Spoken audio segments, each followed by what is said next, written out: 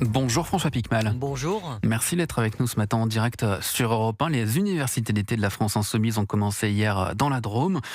Près de 7300 personnes s'étaient préinscrites. C'est plus du double de l'an dernier. Mathilde Panot promet une démonstration de force. Manuel Bompard assure que vous n'avez jamais été aussi prêt pour gagner. Est-ce que pour vous, la bataille du leadership à gauche est déjà terminée? Le candidat, c'est Jean-Luc Mélenchon et les autres doivent désormais se ranger derrière lui?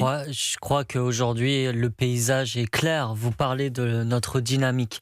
Il y a eu avant les amphis jeunes, grand mouvement de la jeunesse, 800 personnes, on n'avait jamais vu ça. Moi, je n'y suis pas encore, j'y vais tout à l'heure, mais on m'a dit qu'il y avait énormément de monde à nos universités d'été. Et aujourd'hui, Jean-Luc Mélenchon est le phare dans la nuit pour la gauche. Celui qui, depuis des années, a révolutionné nos logiciels du point de vue idéologique, que ce soit sur la justice sociale, mais aussi sur la question écologique, qui nous a tant touchés cet été. Jean-Luc Mélenchon, c'est un candidat. Il a une équipe, il a un programme. À ce stade, je ne vois pas d'autre candidat qui a autant d'atouts dans sa poche. Mais et effectivement, il y a une votre dynamique. message? Vous dites quoi à Marine Tondelier? Vous dites quoi à Raphaël Glucksmann? Nous, ce qu'on dit aux écologistes et aux communistes d'ailleurs, c'est qu'à l'Assemblée nationale où je siège, nous avons 90% de votes communs. Donc oui, on peut trouver des petits sujets de désaccord, mais l'essentiel nous réunit. Donc nous leur tendons la main pour qu'ils nous rejoignent, tout simplement. Pour Raphaël Glucksmann, c'est une autre question, parce que là, on entre dans les bisbilles et la primaire venimeuse, j'ai envie de dire, du Parti socialiste, qui m'intéresse peu et qui semble quand même très à côté des préoccupations des Françaises et des Français. Je pense qu'il faut avancer désormais des propositions concrètes. C'est ce qu'on fait à travers notre programme. La retraite à 60 ans, le SMIC à 1 700 €, la planification écologique avec la rénovation thermique des logements. On a beaucoup souffert de la chaleur cet été. Un logement sur deux est considéré comme potentiellement une bouilloire thermique. Il faut qu'on avance sur ces sujets-là. Et avec Jean-Luc Mélenchon, vous savez qu'il va y avoir du mouvement et des actes qui seront posés quand on gouvernera. François Piquemal, vous êtes député insoumis. Vous parliez des communistes et vous expliquiez qu'il y avait 70% des textes, en gros, sur lesquels 90%. 90% sur lesquels Pour vous être étiez, exact. sur lesquels vous étiez d'accord. Il y avait que peut-être des petits points sur lesquels, voilà, ce n'était pas si important. Mais ici, il y a quelques jours, dans ce studio, ici même à votre place, je recevais Pierre Ouzoulia. Il est sénateur communiste, vice-président du Sénat. Il disait ici même sur Europe 1, Jean-Luc Mélenchon utilise des propos antisémites. C'est un petit point, ça, pour vous? Non, c'est très grave de porter de telles accusations. Et moi, je Mais commence ça à en va être avoir. difficile de se mettre d'accord. Attendez, je commence à en avoir assez des personnes qui traitent les gens d'antisémites et qui ne sont pas conséquents sur cette question-là.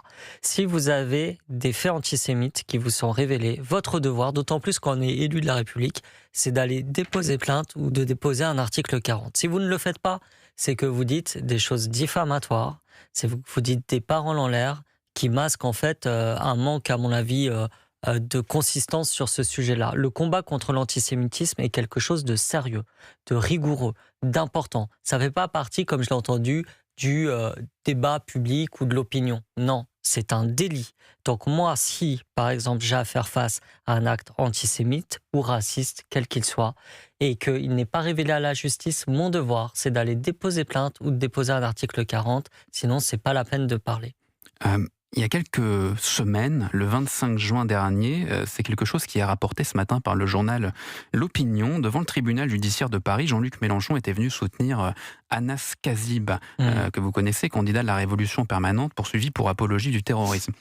Et l'Opinion rappelle ce matin qu'en évoquant les massacres commis par le Hamas le 7 octobre 2023, Jean-Luc Mélenchon a déclaré, je cite, « à supposer que les actes dont on parle soient bien du terrorisme ».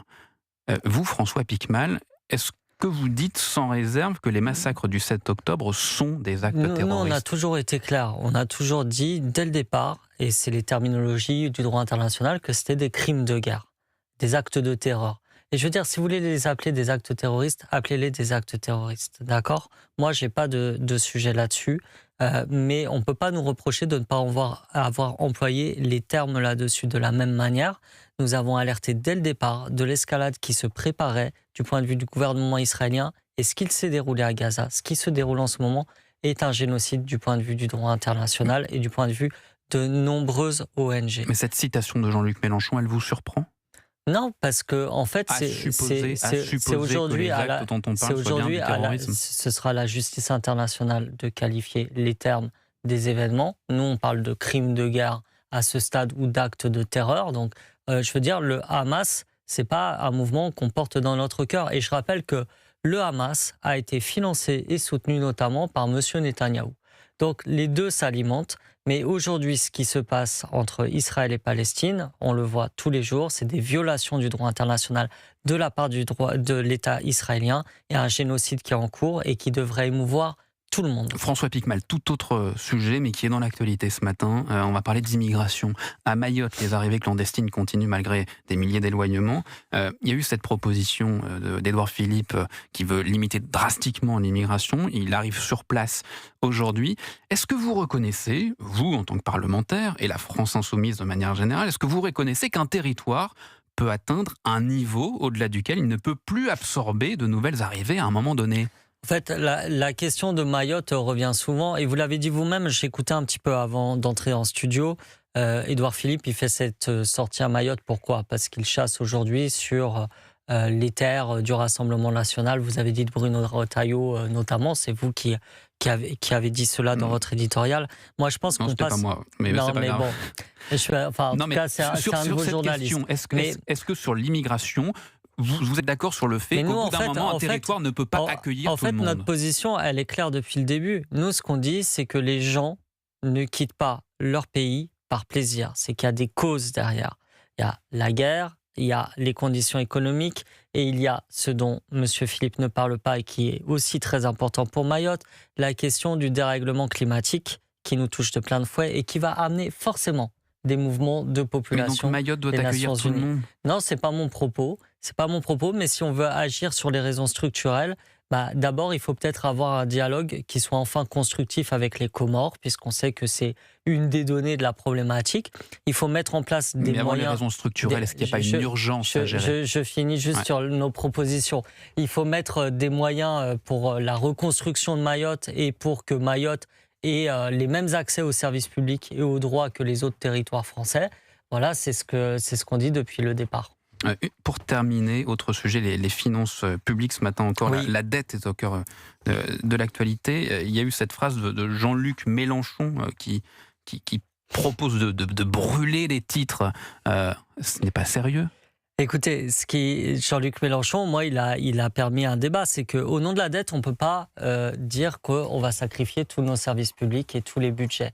Parce que c'est ce qui est dit par un certain nombre de gouvernements depuis des années. Et ce qui va se passer au niveau du budget va être très intéressant cette année. Vous savez, on en parle très peu, mais par exemple, moi, je suis beaucoup sollicité par des étudiantes et des étudiants dans ma ville comme ailleurs qui sont en galère pour trouver un logement. Cette année, la rentrée universitaire, c'est 800 € en plus en moyenne pour les étudiants. Et c'est la coupe des APL qui est annoncée par le gouvernement Lecornu qui va toucher de 200 000 à 300 000 étudiants. Mais vous leur expliquez qu'il suffit de brûler un bout de papier pour qu'il n'y ait plus de dette ? Non, c'est pas ça mon propos. Ce que je veux dire, c'est que la dette ne doit pas être le prétexte aux cures d'austérité, qu'on a les moyens aujourd'hui en France, avec la répartition des richesses, d'avoir des budgets équilibrés. Je vous donne 2 exemples. Rétablissement de l'ISF, 4-6 milliards d'euros par an. Taxe Huckman, 15 à 20 milliards d'euros par an. Vous voyez des solutions. Réduire les dépenses n'est pas au programme. Ça s'appelle le partage des richesses. Déjà, plus de recettes, mais pas de dépenses. Déjà, nous, ce qu'on propose pour faire des recettes, c'est réduire les cadeaux aux ultra-riches qui ont été faits par Emmanuel Macron ces 10 ans, et tout le monde l'a vu. C'est votre programme. En tout cas, merci d'être venu dans ce studio ce matin sur Europe 1. François Piquemal, député La France Insoumise de Haute-Garonne. Bonne journée à vous. Merci.